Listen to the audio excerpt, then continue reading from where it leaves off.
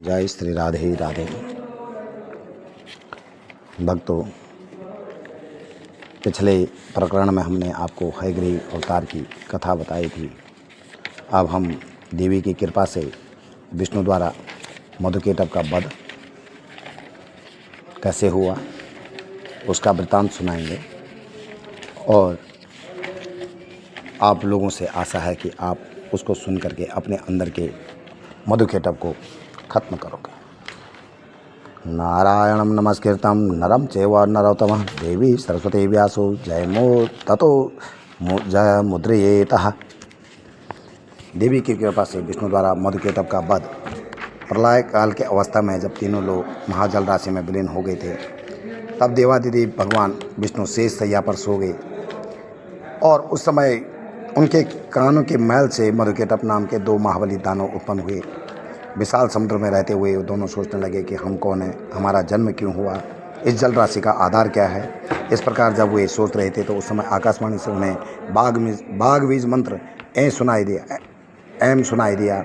उन्होंने दैत्यों के उन दैत्यों ने उस मंत्र को हृदयगम कर लिया और इंद्रियों को संयम कर 1000 वर्ष तक उसका जप करते रहे। उनकी इस घोर तपस्या से प्रसन्न होकर आद्याशक्ति भगवती ने आकाशवाणी के माध्यम से कहा, मैं प्रसन्न हूँ, तुम दोनों अपना मनवांछित वर मांगो।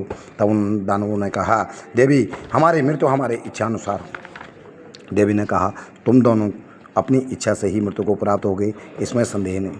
अब भक्तों, यहाँ पर मज़े की बात यह है, जो इनका बीज मंत्र है पूरा लंबा चौड़ा है, लेकिन एम भी वो लोग शुद्ध उच्चारण नहीं कर पा रहे थे। अशुद्ध उच्चारण के बाद भी माँ परम्बा ने उनको दर्शन दिए और उनको वरदान दे दिया। ये माँ है, माँ की तुम किसी भी तरीके से पूजा करोगे तो माँ तुम्हें जरूर प्रसन्न होकर कुछ ना कुछ देगी। जब वो लोग जो हैं वर प्राप्त कर लेते हैं, उन्मत्त हो जाते हैं, तो वो जो हैं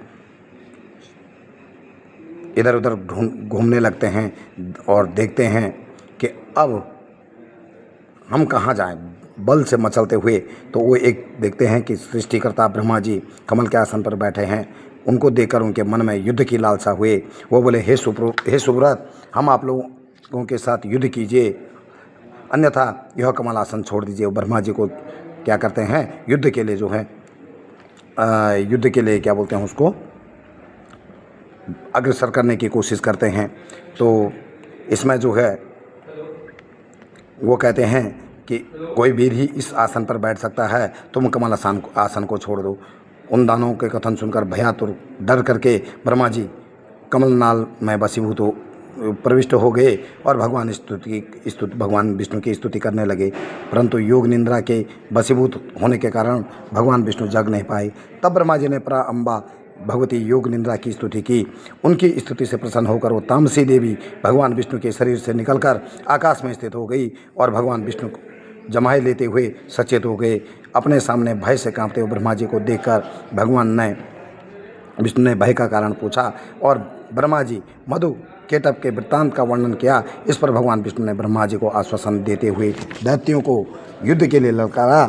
भगवान विष्णु ने 5000 वर्षों तक, कितने हज़ार वर्षों तक, 5000 वर्षों तक उन दैत्यों से युद्ध किया, परंतु उनका वध न कर सके। तो उन्होंने आदिशक्ति परम्बा भगवती का स्मरण किया, जिससे उन्हें यह ज्ञात हुआ कि परम्बा माँ भगवती ने उन्हें इच्छा मृत्यु वरदान दिया है। इस पर उन्होंने देवी भुवनेश्वरी की स्तुति की और मदोन्मत्त दैत्यों के वध में निमित्त बनने को कहा।